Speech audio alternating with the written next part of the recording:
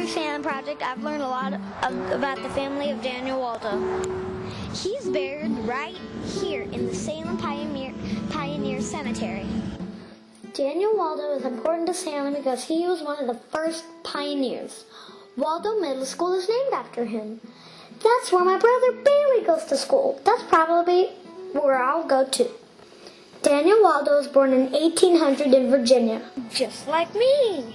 Except I was born in 1999, way after West Virginia broke away into a separate state. When Daniel was 4 years old, Lewis and Clark set out on their famous journey west. So Daniel probably grew up hearing stories about the big trip and imagining what an adventure like that would be. In 1843, when Waldo was a grown-up man, he came out to Oregon with his wife and family on a wagon train, just 9 years after the missionary Jason Lane came to the Willamette Valley. Waldo settled near Salem on 1,000 acres on what became known as Waldo Hills. 1,000 acres is about 10 times bigger than the whole Bush Park. That's really big. Daniel Waldo served in the provisional government and was also a county judge. Waldo had 2 sons, John and William. They were both lawyers and lawmakers in the Oregon government. The thing the boys had in common was a love of the Cascade Mountains. They spent a lot of time exploring the mountains and named many things they found there. Waldo Lake in the Cascades is named for John Waldo. It is the second biggest lake in Oregon.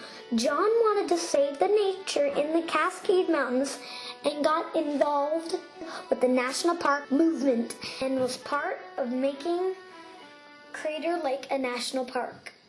In 1888, John Waldo and 4 others traveled from Waldo Lake south to Mount Shasta along what is now the Pacific Crest Trail. This is believed to be the first recorded journey of this route.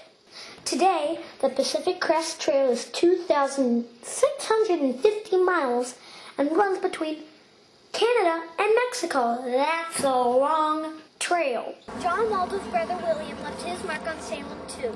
In 1872, he planted a sapling tree he bought from a traveling salesman who called it a miracle tree. What's really a miracle is that a salesman sold the tree here, in a state that's long been famous for the millions of trees all over the place.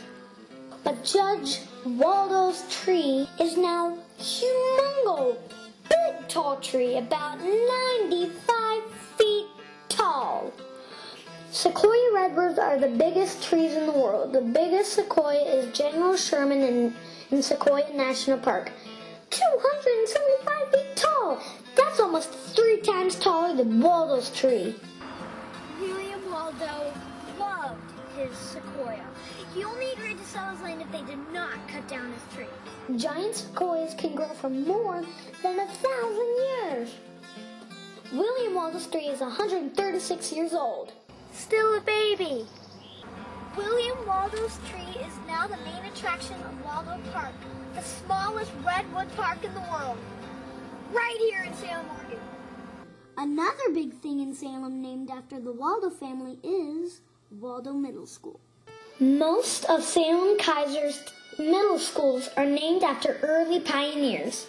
The Reverend David Leslie, the Reverend Josiah L. Parrish, Major Walter M. Walker, Adam Stevens, Lewis H. Judson, John Whitaker, Charles Claggett, and of course, Daniel Waldo.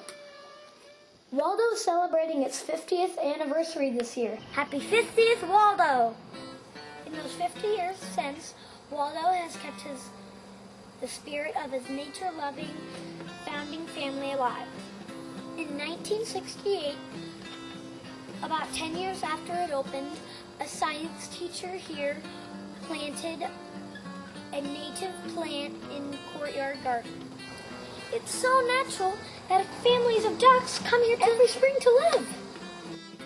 In 1996, a science teacher named Mike Weddle got another group together called the Roots and Shoots, a global community Service and Environmental Group and created a second native species courtyard garden. Even though the Waldo family is long gone. I think the nature-loving, mountain-hiking, tree-protecting, national park-creating Waldos would love what's going on at their school.